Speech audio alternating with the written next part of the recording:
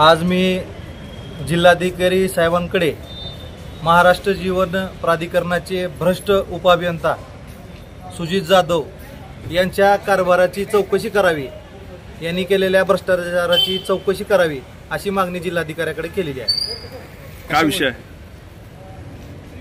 माझं गाव आपसिंगा आणि काक्रंबा या गावासाठी जल जीवन मिशन योजनेअंतर्गत नळ पाणी पुरवठा योजना मंजूर आहे। महाराष्ट्र जीवन प्राधिकरणाच्या वतीने हे काम चालू आहे। उपअभियंता जाधव गुत्तेदाराशी संगनमत करून भ्रष्टाचार करतात व निकृष्ट दर्जाचे काम करतात व याचीच तक्रार मी फोनद्वारे जिल्हाधिकारी यांच्याकडे 17 एप्रिल रोजी केली होती आणि तसेच मंत्रालयात जाऊन पाणी पुरवठा मंत्र्याकडील OSD श्री बडे साहेब यांच्याकडे सुद्धा त्याची तक्रार केली होती व या अधिकाऱ्यांनी MGPच्या अधिकाऱ्यांना फोन करून याबाबत विचारणा केली। तसेच मी या कामाचे MBची झेरॉक्स मागितली।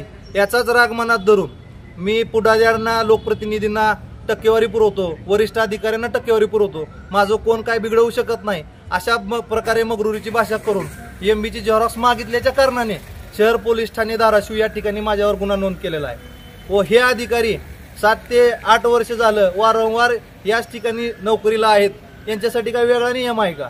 माननीय सदस्य सचिव महाराष्ट्र जीवन प्राधिकारी यांनी या ठिकाणी दुसऱ्या अधिकाऱ्याची नेमणूक केलेली होती, तरी सुद्धा त्या अधिकाऱ्याला पळवून लावून येणं वारंवार याच ठिकाणी राहतंय।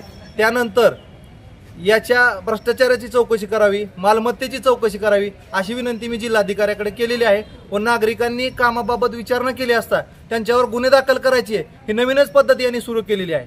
तसेच यांनी टक्केवारी कुणाला दिली हे मला माहीत नाही, परंतु यांचाच बंधू तुळजापूरचे आमदार यांच्याकडे PA म्हणून कार्यरत असतो। यांना टक्केवारीची मागणी कुणी केली हे त्यांना विचारावं, परंतु यांना MBची मागणी मी केल्यामुळं एक्झिक्युटिव्हचं असं म्हणणं आहे की तुळजापूरच्या आमदाराचा फोन आला आणि आम्हाला गुन्हा दाखल करावा लागतं असं एक्झिक्युटिव्ह म्हणते।